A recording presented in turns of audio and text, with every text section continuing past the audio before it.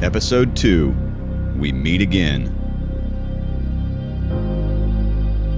Just as Sam and the others in the dorm were discussing Jacob's strange behavior and the scab on his chin, Jacob had left the dorm frantically. He waved down a taxi and was on his way to the hospital that had the best department of dermatology, Bellin Memorial Hospital. Once there, Jacob was made to go through a number of cumbersome administrative procedures and tiresome checkups. After going through a pile of reports, the dermatologist finally told Jacob that the streaks on his arm were caused by a type of dye. It was probably a discoloration from some bad quality bed sheets. According to the reports, there was no mutation of cells in his body. All the results from the various tests had indicated no abnormalities. Moreover, the green color was not a result of pigmentation. As for the scaly patterns, it was only accidental. The color happened to spread out in a relatively regular pattern. Most importantly, it was definitely not contagious. Although unconvincing, this explanation was enough to assure Jacob and calm him down for the time being. Clutching his reports, Jacob left the hospital and returned to his dorm room. He began scrubbing his arm with soap. He noticed that the color did seem to lighten a bit. He heaved a sigh of relief. After an afternoon of such terrifying events, he could finally get some rest. Now he was finding his panic a bit silly and chuckled. He changed his bedsheet into a clean one and quietly climbed into his bed. He tiptoed so that his roommates wouldn't wake up and slept as soon as his head hit the pillow. The Saturday afternoon sun shone brightly through the curtains, and the sunlight was directly falling on Jacob's face. But he was sleeping like a log. "Jacob! Jacob!" Someone banged the dorm room with loud thuds, calling out Jacob's name frantically. Heck, who is it? Sam, who was sleeping on the bed below Jacob's, threw a pillow at the door in anger. "Jacob, there's a cute girl waiting for you." It was one of their classmates at the door. "Cute girl? Cute girl?" As confused and dazed as he was, Sam abruptly woke up from his dream and rose to an upright position. Ever since Sam was rejected by the most popular girl at the university, he had lost the courage to pursue a relationship. However, he secretly wished that he had a girlfriend. "Jacob, get up! I've got to come and get you and take you to the cute girl waiting for you outside. There are so many people already gathered around the entrance of our cafeteria because they can't believe that a girl is looking for you. You have quite an audience." The classmate kept banging at the door.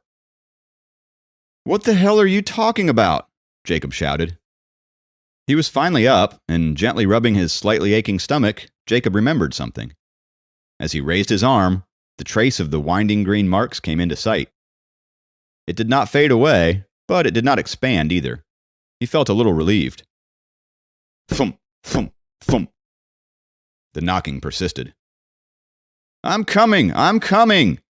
Jacob jumped off the bed and went to get the door. By this time, Sam, who was sitting on his bed listening to the commotion, knew that he could not sleep anymore and rose from his bed grudgingly. On the other hand, upon hearing the words "cute girl," Sam began to dress excitedly. "So many people have surrounded the entrance of our cafeteria. My roommate and I were on our way to get food and thought there was a fight or something. We went over to take a look and found that it was a pretty girl waiting for someone." The classmate started talking without a pause as soon as Jacob opened the door to his room. "That doesn't necessarily mean she's waiting for me, does it?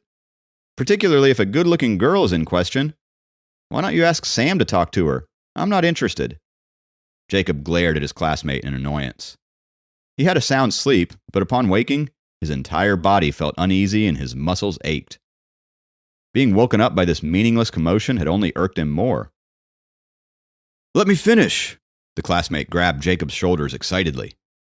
"That pretty girl had a poster in her hands, and it is totally you! She said that whoever brings you to her would get awarded $500. "Me?" Jacob looked lost. He looked at his classmate sternly. "You are here for the $500, aren't you?" His classmate's smile was a little too bright. "I'm here for the drama, too." Jacob heard a growing commotion, and it felt like a crowd was approaching the outside of his dorm building. Jacob walked over to the balcony and saw a big group of students, mostly boys he was acquainted with, running wildly towards his dorm room. He could tell they were all coming after him because of the reward. He rushed inside his room and quickly threw on some clothes and shoes and followed his classmates down the stairs. As the dorm captain, Sam worried about any unexpected mishaps.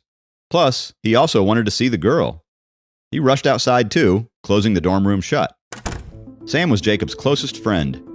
Even though he was usually foul-mouthed and liked to bug Jacob a lot, he was also the one who cared about Jacob the most. The dorm building was situated outside the campus, and as the trio walked along the entrance and entered the campus, they saw posters with Jacob's picture and the words "Wanted" in bold pinned up on the bulletin boards. Underneath the posters, written in a large font, were the words, "$500 reward for bringing the above person to me. Come to claim your reward by the entrance of the cafeteria." Going by the number of bulletin boards there were in the school, there had to be at least a few hundred of these posters. This was no less than the scale of being wanted nationally. "What did you do to that girl to make her come all the way to our college to make you a wanted man?" Sam asked Jacob curiously, as he anticipated in enthusiasm. "How am I supposed to know? I don't even know who she is," Jacob responded impatiently. Escorted by the big crowd, Jacob unwillingly walked towards the cafeteria. "He's coming! He's coming!" Seeing that the wanted person had appeared, some students started calling out to Jacob. The crowd was now making way for Jacob to pass through. Under the curious gaze of at least 100 students, Jacob awkwardly walked towards the door of the cafeteria and stopped dead in his tracks. It was the girl from yesterday, the one who fell out of nowhere and seemed to be falling from the sky. She was wearing a white t-shirt and a pair of washed-out jeans. It was a very common outfit, yet it looked outstanding on her. Strands of her hair were drifting in the wind. However, underneath the fluttering hair, there was an angry face. Oh, someone started jeering. "Such a pretty girl," Sam whispered into Jacob's ear. "When did you meet such a beautiful girl? Give us an introduction." Sam turned around and winked at Jacob as he said that. He was itching to have another shot with a girl. Seeing that Jacob had finally showed up, the girl pursed her lips. Suppressing the awkwardness he felt, he walked up and asked under the many piercing glances, "I heard you were looking for me." "Did you take something from me yesterday?" Staring right into Jacob's eyes, the girl questioned unflinchingly. "What? What thing?" Jacob was not expecting this from her. He felt surprised and confused. Now that they had started their conversation, the classmate who fetched Jacob from his dorm quickly came forward and interrupted them. Rubbing his hands, he said, "Well..." The girl glanced over at him and drew out her wallet. From the purse, she took out $500 and handed it to the boy. "So she's a rich girl. Well, it seems her arrogance comes from money then," thought Jacob. "You, did you take something from me yesterday?" The pretty little girl continued to question Jacob. "What thing?" Jacob stared at her with eyes filled with anger. "It was a bead, a blue bead," she replied. "I didn't see it. You must have dropped it somewhere in the orchard," Jacob answered without thinking. The audience was a little disappointed by their conversation. They felt that the girl had been bullied in some way and had come to seek revenge. The fact that she was only looking to recover a lost item was hardly entertaining to them. "That bead is soft and bouncy," the girl explained. "I'll give you 2 more minutes. Think harder." "Can we talk somewhere else?" Jacob felt the crowd's eyes on them and felt uncomfortable. "Just give her back whatever you took from her. How shameless are you to steal from a girl?" one of the students yelled at Jacob. "Shut up! You have no right to comment on this." The girl was enraged at the crowd. "The show's over, guys. Go away already. Go!" Sam quickly addressed the crowd, and they slowly scattered away. The girl quickly resumed the topic. "That bead is of great importance, so I was hoping you could give it back to me." "But I don't know what you're talking about." Before he could finish, the little girl put out her hand and covered his mouth. Jacob caught a whiff of her scent and felt the softness of her palm on his lips. "I can feel it here, right here." She slowly moved her palm from his lips down to his neck and placed it on his stomach. Jacob had goosebumps by now, and Sam was just staring in complete shock. Jacob slowly caught her hand to remove it from his stomach, but the girl quickly caught hold of his wrist instead and rolled up his sleeve. The green-colored dragon-like tattoo was revealed to the 3 of them. "If you don't have my bead, how do you explain this?" the girl asked, to which Jacob had no answer and was staring at her in complete shock.